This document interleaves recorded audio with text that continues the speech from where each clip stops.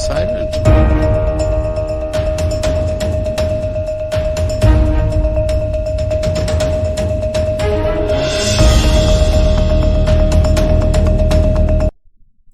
Hello everyone, welcome to Shri Ram's IS YouTube channel. This is your mentor Arsu Kakkar, where daily we used to have this session of news analysis. उम्मीद करती हूँ कि all are good, fine, keeping up healthy and आपकी preparation अच्छी चल रही है. इसी उम्मीद के साथ आज के कुछ आर्टिकल्स हैं जो हमें कवर करने हैं. So let's begin. ये आर्टिकल्स बहुत इजी हैं. एक नया इम्पॉर्टेंट आर्टिकल भी है आपके मेंस के पर्सपेक्टिव से. हर एक चीज़ को इन डिटेल कवर करेंगे.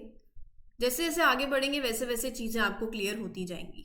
सो पहले मैं आपको बता देती हूँ कि हम इस पर्टिकुलर सेशन में क्या कवर करने वाले हैं. इंटरनेशनल एनर्जी एजेंसी न्यूज़ में है. ये आपके जीएस पेपर 2 के लिए इंपॉर्टेंट है. प्रीलिम्स के पॉइंट ऑफ व्यू से will take it. Ranthambore national park important है. कहाँ पड़ता है, वेजिटेशन, फ्लोरा, फना, ये सारी बातें इससे डिस्कस करेंगे. Then you have INS Tarmugli. इसके बारे में जो भी इंपॉर्टेंट प्रीलिम्स से एसोसिएटेड पॉइंटर्स बनते हैं वो. और कंसल्टेंसी फर्म्स के बारे में आज पढ़ेंगे. अब कंसल्टेंसी फर्म्स बेसिकली हम क्यों पढ़ रहे हैं, क्यों न्यूज़ में हैं, और ये आपके जीएस यहाँ से क्वेश्चन भी बन सकता है. मेन से बहुत अच्छा क्वेश्चन बन सकता है क्योंकि बहुत नया टॉपिक है. एक एडिटोरियल था इसमें, इंडियन एक्सप्रेस के अंदर आया था. तो बेसिकली बात ये थी, उस एडिटोरियल का थीम ये था कि जो वर्क है ऑफ कंसल्टेंसी फर्म्स, मैं आपको यहाँ दिखाती हूँ. So the work of consultancy firms with government must be regulated. ये आर्टिकल था. तो ये जो आर्टिकल है इंडियन एक्सप्रेस में पब्लिश हुआ. ये आर्टिकल बेसिकली कहता है कि जो कंसल्टेंसी फर्म्स हैं they have gained too much influence over the government decision making. देखो, आप कंसल्ट करना क्या होता है कि आप किसी से कंसल्ट करते हो, किसी से पूछते हो, किसी से एडवाइस लेते हो, किसी से सॉल्यूशन लेते हो. If you are facing any problem that you can not solve by yourself, है ना, ऐसा होता है, तो यू कंसल्ट. तो ऐसे कंसल्टेंसी फर्म्स हैं जिनके पास आप जा सकते हो. तो यहाँ पर कंसल्टेंसी फर्म्स ने they have gain too much power, too much influence over the government decision making. तो यहाँ ये आर्टिकल कहता है कि बहुत ज़्यादा ज़रूरत है ट्रांसपेरेंट रेगुलेटरी फ्रेमवर्क की इस पर्टिकुलर डायरेक्शन में. तो ये आर्टिकल आपका जीएस पेपर 2 में आप ट्रांसपेरेंसी एंड अकाउंटेबिलिटी से लिंक कर सकते हो. ठीक है. तो जैसे कि देखो, बहुत सी स्कीम्स है हमारी. We have number of initiatives and government के जो प्रोजेक्ट्स हैं आज के टाइम पे बहुत ज़्यादा रिलाई करते हैं on consulting support for initiatives like we have cleaning the river Ganga, Swachh Bharat, जल जीवन मिशन, राइट. हमारा एक विजन 2047, और यहाँ पर अपना ये बोलते हैं उत्तर प्रदेश का goal to grow the state's economy to $1 trillion. तो centre engage with global consulting firm to develop this vision 2047 document, right. कि जहां पर आप कंट्री की जो भी आपकी स्ट्रैटेजिक प्रायोरिटीज है यू आइडेंटिफाई, और वो सब चीजें आपके ग्लोबल ट्रेंड को रिफ्लेक्ट भी करती हैं. तो यहाँ कुछ रिपोर्ट्स के हिसाब से ये हाईलाइट किया गया है that the ministries of union government, उन्होंने पे किया है around 5,000 crore, 5,000 million in fees उनको दिया गया है टू ग्लोबल कंसल्टिंग फर्म्स पिछले 5 सालों के अंदर. और अब चीजें यही है ना कि इसमें चैलेंजेस बहुत हैं. क्या क्या चैलेंजेस हैं वो मैं आपको बताऊंगी, लेकिन ये पूरा जो सिनेरियो है वो ये समझा रहा है कि there have been reports that over the last 5 years government has paid this substantial amount of 5,000 million to these global consulting firms for their services. A finance ministry is asking for details about all these consulting contracts to understand कि अच्छा how the money is being spent. Overall we need to ensure transparency ना. So ये पूरा article है, लेकिन इसमें हमें पहले ये क्लियर हो जाना चाहिए कि कंसल्टेंसी फर्म्स क्या होती हैं, है ना. तो ये आपके मेंस के लिए इंपॉर्टेंट आर्टिकल है. यहाँ से मेन से सवाल बन सकता है, एक बहुत अच्छा क्वेश्चन बन सकता है. आप चाहो तो आज अपना एक मेंस का आंसर लिखो. आज तो एक बेस्ट डे, सैटरडे है आज, वैसे भी हम सैटरडे को क्या करते हैं, अपना मंडे से अपनी जो भी सैटरडे तक की हमने कवर किया है उसको रिवाइज करते हैं। वीकली रिवीजन करते हो कि नहीं करते हो, पहले तो मुझे कमेंट सेक्शन में ये बताओ। एक वीकली रिवीजन होती है और एक आज 16 थी, उस हिसाब से तो आपको 1 to 15 तक की भी सारी रिवीजन कर लेनी चाहिए थी। अब प्रोक्रेस्टिनेशन की कहानी चल रही है तो फिर वो तो गलत बात हो जाएगी। सो एक 15 डे रिवीजन आपकी आज हो जानी चाहिए। और देखो आप टाइम देख रहे हो कितना बेस्ट टाइम है, 16th है आज, 1 से 15 की आपने अगर रिवीजन करी होती आज तो अब वापस से सैटरडे आ गया है तो आपको वापस से एक हफ्ते की पहले की रिवीजन, और अब आपको कितना ही टाइम लगेगा। अगर कल ही आपने 15 दिन की रिवीजन करी है और आप अब पिछले हफ्ते की रिवीजन करने जाओगे, हार्डली 5 मिनट्स लगेंगे, हार्डली 5 मिनट्स, अगर आपने ये अच्छे से करी होगी और ये आपकी दोबारा रिवीजन हो जाएगी। रिवीजन इतनी बार हो सकती है अगर हम उसको सही से प्रिपेयर करें तो, नहीं तो ये आगे दौड़ पीछे छोड़ वाली कहानी चलती जाएगी और फिर ये बाद में कोई काम नहीं आने वाली है। मैं I am being true to you, right. अच्छा, कंसल्टेंसी फर्म क्या होती है? टीम ऑफ एक्सपर्ट्स होती है, एक्सपर्ट्स होते हैं जो कि हेल्प करते हैं अदर बिजनेसेस, अदर ऑर्गेनाइजेशंस। जब भी आपके पास कोई प्रॉब्लम आ जाए, कोई ट्रिकी प्रॉब्लम आ जाए, when you are facing problems that you can not solve, so experts के पास आते हैं ना। Experts know a lot about different things, how to manage a company, how to make financial plans, how to improve healthcare, right? So consultancy firms have experts in different fields. फिर वो fees charge करेंगे इस चीज़ के लिए क्योंकि वो आपको service दे रहे हैं। तो they usually work on specific projects और गोल्स। बहुत सी कंसल्टेंसी फर्म्स हैं, TCS है, डिलॉयट है, राइट। सो कोई भी ऐसा कॉम्प्लेक्स इशू है या something like that, there are well known consultancy firms, they play a very crucial role in helping businesses succeed by providing them with expertise, by providing them with solutions, right? They have experts, they charge fee, and what is a consultancy firm?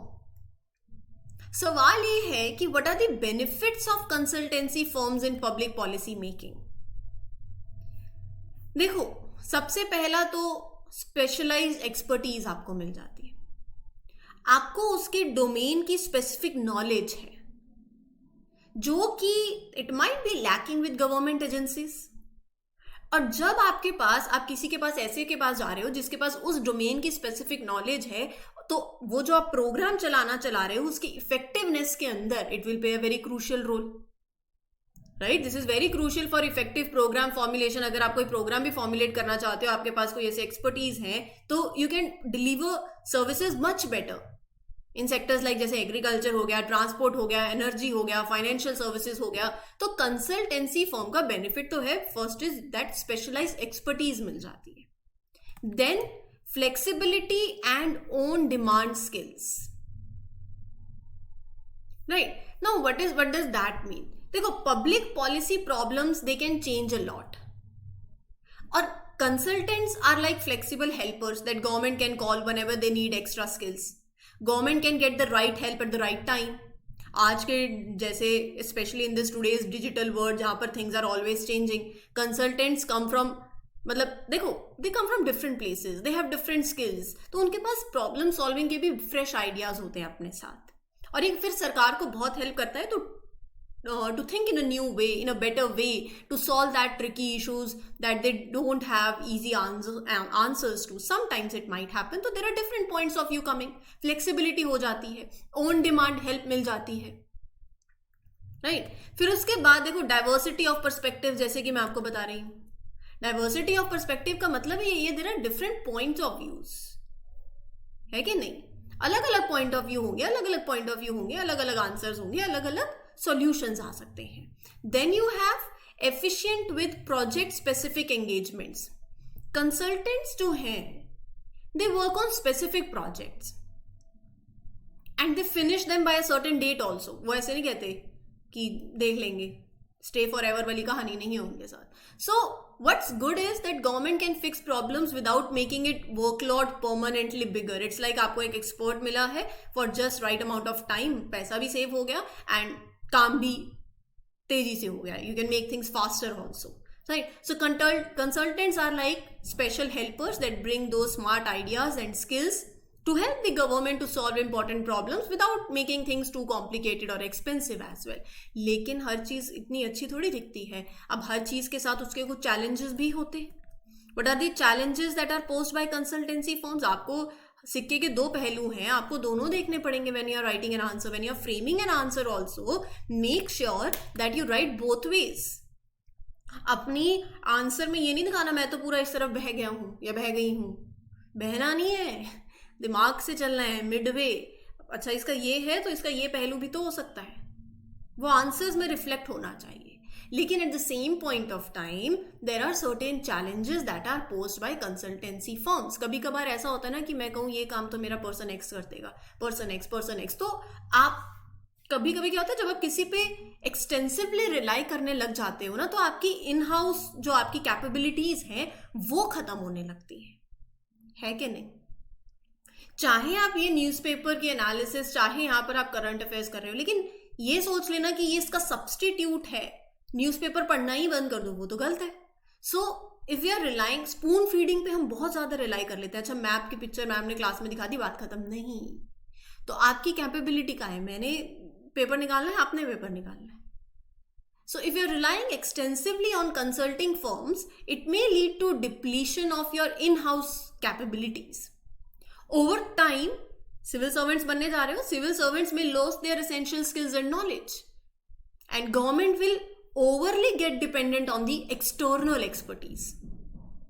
ये एक problem है, excessive dependence and mission creep। तो एक तो hollowing out of government capabilities हो गया, फिर दूसरा इसी के साथ लिंक्ड है एक्सेसिव इंडिपेंडेंस। ये रिस्क हो जाता है कि गवर्नमेंट ऑफिशियल्स में become too reliant on consulting teams. मतलब अपने रूटीन टास्क के लिए भी उस पे, अच्छा वो पर्सन बैठा तो है, उससे पूछ लेते हैं, आपका दिमाग नहीं चलेगा, राइट? तो यहां क्या होता है ना, यहां पे आप किसी पे बहुत ज्यादा डिपेंडेंट हो जाते हो और you go beyond that plan, right? So एक ये पॉइंट है। Then other one is lobbying for repeat work and policy influence. देखो कभी कभार ऐसा होता है कि आपकी जब किसी के साथ दोस्ती होती है ना, तो चलो उसको प्रोजेक्ट दे देते हैं। Consulting firms they have also friendships. So एक ये है चीज, consulting firms have established relationship with the government officials now, they may exploit these connections to secure that repeat work उनको मिलता रहे। कभी कभार they will overstep their boundaries. कैसे? वो पॉलिसी डिसीजंस को इन्फ्लुएंस करेंगे, अपने बेनिफिट के लिए भी कर सकते हैं। They might try to do that. मान लो अगर किसी का बहुत अच्छा रिलेशन है with any of the government official, they might use this to get more contracts, even shape out the rules in a way that helps them also. So ये चीजें हो सकती हैं, ये एक चैलेंज है। देन अदर चैलेंजेस भी हैं, changing the goal of public policies. Changing the goal of public policies, इस पर्पस कोई भी एक पॉलिसी लाई गई। अब देखो सरकार तो आपकी द्वारा चुनी गई है, लेकिन वो कंसल्टेंट तो नहीं चुना गया ना। So their ideas might not always be that what's best for everyone. तो यहां पर चीजें मैसअप होंगी और जो पब्लिक पॉलिसी के रियल गोल्स हैं उनके साथ मैसअप होंगी चीजें, right? So consulting firms, it's how consulting firms are influencing certain decisions, certain policies, right? They can focus on making more money out of it, या कुछ भी, right? So that is the scenario. This can lead to like policies that don't really help the public they are supposed to. Are you getting my point?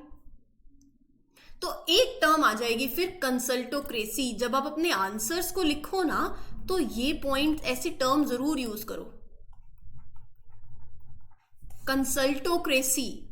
And this कंसल्टोक्रेसी क्या reflect कर रहा है कि consultants का influence बढ़ रहा है with in the government structure, और यहां पर it will diminish the role of public servants,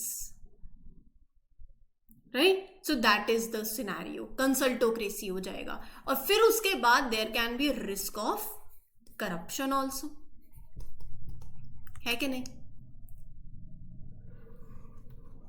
ये जो गवर्नमेंट एक्टिविटीज का और जो कंसल्टिंग फर्म्स का this intersection, this can create opportunities for corruption, right? So there are concerns that have been raised globally also, emphasizing that there is a great need for transparency and ethical practices. So फिर करना क्या चाहिए? What should be the way forward before moving ahead? देखो किसी भी चीज को अगर आप आधा अधूरा छोड़ जाओगे, वो तो बात नहीं बनेगी ना, किसी भी चीज को कंप्लीट करके छोड़ो। तो वे फॉरवर्ड बताओ। हमें अच्छी बातें पता चल गई, हमें चैलेंजेस पता चल गए, फिर करें क्या? पहले तो we should have regulatory safeguards. Now you can write it down, these points are very important. देखो जो जो इंपॉर्टेंट है ना, वैसे तो पूरा लेक्चर ही इंपॉर्टेंट है, अब उसके अंदर क्या है, दीज आर्टिकल्स, ये पॉइंट है रेगुलेटरी सेफगार्ड। अब आपको पूरी कहानी नहीं लिखनी है, वहां पे पॉइंट्स तो लिख सकते हो। Regulatory safeguards, this can be a way forward. Consultancy groups need to be regulated comprehensively. आप ये इंश्योर करो कि फेयरनेस हो, ट्रांसपेरेंसी हो, ऑनबोर्डिंग प्रोसेस में भी ट्रांसपेरेंसी हो, राइट? फिर उसके बाद there should be mechanisms for consultants to disclose. अच्छा, आपने इस पब्लिक पॉलिसी इनिशिएटिव के अंदर अपनी क्या वैल्यू ऐड करी है, तो वो वैल्यू जो आपने ऐड करी है वो डिस्क्लोज करो। There should be disclosures to what value you have added, right? This transparency is very essential for bringing that accountability, public trust. Are you getting my point? So क्या किया है आपने, आप वो बताओ। Consultants should tell everyone what good things they are doing for that public project. That is the scenario. फिर उसके बाद it's like independent watch dogs होते हैं ना, जो ये सब देखते हैं, right? So these groups, these, जैसे हम ऑडिटर्स की बात करो, ऑम्बड्समैन है ना, they are the watchdogs. They are there to monitor and evaluate the performance, the outcome, the impact of such projects and initiatives. बहुत क्लियर प्रोटोकॉल्स होने चाहिए for knowledge transfer from consultants to government officials. It should be establish, so there can be knowledge transfer and capacity building can be there, right? This can be the way forward. फिर उसके बाद और there can be like consulting with citizens and stakeholders. ये सब होना चाहिए सर्वेस के through, forums के थ्रू, participatory budgeting के थ्रू, to ensure कि गवर्नमेंट की जो भी पॉलिसीज है वो इंक्लूसिव हो, वो अकाउंटेबल हो to the public. So there can be stakeholders involvement. ठीक है, ये हो गया आपका पूरा article from head to toe. ये आया था एडिटोरियल, बहुत ही अच्छा एडिटोरियल, बहुत नया एडिटोरियल है, काफी नंबर ऑफ पॉइंट्स आपको अब यहां से पता चल गए. तो अगर आपको एक क्वेश्चन लिखने को आ जाए कि what are the challenges that are posed by this excessive dependence on consultancy firms in government projects, examine और how you can mitigate these challenges to ensure there is effective and ethical implementation of policies, come up with the points. तो यहां से सारे points मैंने आपको बता दिए, write it down. Clear है?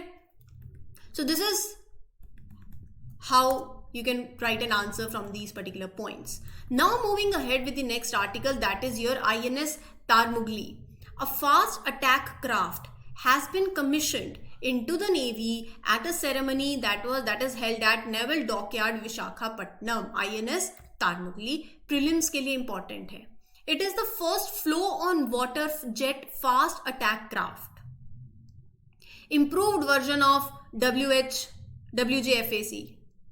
So it is built by Garden Reach Shipbuilders and Engineers Limited, conceived, designed, built indigenously, deployed for. भी आपको लाइंस पढ़ा रही हूँ ऐसा मतलब नहीं है, समझाऊंगी भी नहीं, ये सारी इजी समझने वाली है, बट एक मिनट दो, ये सारा पढ़ लो ताकि फिर मैं आपको समझाऊं तो समझ आ जाएगा.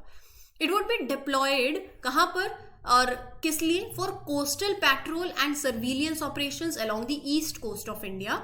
It is named after an island in Andaman group, INS Tarmugli. तो बहुत ही सिंपल है. अब ये आधी लाइंस पढ़ के तो आपको क्लियर हो जाना चाहिए, जिनको नहीं हुआ है let's go ahead. INS Tarmugli is a type of ship that is called as fast attack craft. पहला point, right? Now this is made by Garden Reach Shipbuilders and Engineers Limited. It is first of this new and improved version of boats that we call as flow on water jet fast attack craft, right? It will be used for watching, for protecting the coast along the east coast of India. नाम कहाँ से पढ़ा है इसका? From island of Andaman Group. थोड़ा सा और इसके बारे में पढ़ लेते हैं, इसके फीचर्स के बारे में पढ़ लेते हैं जहाँ से सवाल बन सकता है. It can move in shallow waters really fast, and it has more powerful weapons and equipments for defending itself, equipped with enhanced firepower, right? So INS Tarmugli can watch over the coast for a long time and go a bit farther out to sea. It is built for extended coastal and offshore surveillance and patrolling. It is fitted with advanced engines, water jet propulsions, latest communication equipment. So these all are the features of it. Next, you have International Energy Agency, IEA, recently said that explosive growth in the Indian oil product consumption may be coming to an end. तो हमारे लिए यहाँ पर अभी के लिए important है IEA के बारे में पढ़ना. एक इंटर गवर्नमेंटल ऑर्गेनाइजेशन है, बेस्ड इन पेरिस, 1974 में एस्टैब्लिश हुई. इंटरनेशनली जो ऑयल सप्लाई होता है, to maintain that stability it works. It has expanded over time to include tracking, analyzing the energy trends globally जो भी चल रहे हैं, promoting sound energy policy, fostering multinational energy technology cooperation. So ये क्या करता है? Basically it helps countries to make smart energy decisions, work together on new energy techniques. Right? It is a group that is formed because there was a time when ऐसा था ना, countries stopped giving oil to others और यहाँ फिर दिक्कत होने लगी थी. So IEA was created to prevent that from happening again. That is why it was created. In 1973-1974 के oil crisis के response में it was created. तो यहाँ पर तब इसको create किया गया था. Right? It came into existence because there was a big crisis when some countries stopped giving oil, making prices very high. तो this crisis showed कि जो countries depending too much on oil imports could be a problem then. So एक wake up call था और फिर उसके बाद IEA came into picture. So IEA it operates within this broader framework of OECD, Organization for Economic Cooperation and Development. इसके अंदर 31 member countries हैं और 11 association countries हैं. इंडिया की बात करूं तो इंडिया एसोसिएट मेंबर की तरह ज्वाइन किया इस ऑर्गेनाइजेशन को 2017 में, 2017 में. IEA के द्वारा जो रिपोर्ट पब्लिश करी जाती है वो है world energy outlook. Important, right? अच्छा, क्या क्राइटेरिया है for being a member of this particular group? ये तो पता होना चाहिए. Membership criteria. So to be a part of this IEA, country must already be a member of OECD. Must be a member? Yes, must be a member. Must word. Right? Then what other are the points? Countries must have enough crude oil or other oil products stored which can last for 90 days. Right? This should be equal to what country used in the previous year. So government must have immediate access to these reserves even if they don't directly own them. Backup हो गया ना? Then the country needs to have a plan in place to reduce its national oil consumption by up to 10%. Right? Country must have laws, organized system to put emergency plans into action if there's a crisis. Legislation or proper measures होने चाहिए to ensure that all the oil companies under its jurisdiction report information upon request, ensure the capability of contributing its share. Proper measures are in place. तो ये कुछ criterias हैं, याद कर लो, पूछे जा सकते हैं. Now last but not the least, we have Ranthambore National Park. Administration plans to implement stringent monitoring of safari vehicles with GPS trackers. Now let's talk about Ranthambore National Park. Sawai Madhopur में located है, राजस्थान के अंदर. काफ़ी शादियाँ होती हैं यहाँ पे आजकल. It lies at the junction of Aravali and Vindhyas hill range. पहले जो महाराजास थे जयपुर के, it was the former hunting grounds of maharajas. इसका जो नाम पड़ता है वो पड़ता है from the Ranthambore fort. It was on 1 November 1980 that Ranthambore was declared a national park, while the forests located beside it were named Sawai Mansingh sanctuary and Kaila Devi sanctuary. Landscape यहाँ पर अगर आप देखोगे तो रग टेरेन है, डेंस फॉरेस्ट हैं, लेक्स हैं. और वेजिटेशन की बात करूँ तो ट्रॉपिकल ड्राई डेसिडियस फॉरेस्ट हैं, ट्रॉपिकल थॉर्न है. बानस रिवर फ्लो करती है यहाँ से, चंबल रिवर फ्लो करती है यहाँ से. There are several lakes in the park also. Malik Talao, पदम तालाब, तो ये सारे तालाब आपको देखने को मिलेंगे. ढोक डोमिनेंट प्लांट है यहाँ पर, right? Banyan, peepal, neem, they are the trees. Other trees और फना की बात करूँ तो Bengal tiger is there, leopard, nilgai, wild boar, sambar, sloth bear, chital, hyena, ये सारी स्पीशीज आपको देखने को मिलेंगी. This was about today's lecture. उम्मीद करती हूँ आपको ये सेशन क्लियर हुआ हो. रिवीजन मंडे टू सैटरडे जो भी हमने वीक की कवर करे हैं करंट अफेयर्स उनको रिवाइज कर लेना. I will meet you on Monday with other important articles. Session अच्छा लगता है तो please mark your attendance by liking the lecture. Do share it with your friends and let me know in the comment section. Right? Thank you everyone. Good luck, good wishes. All the best. Take care.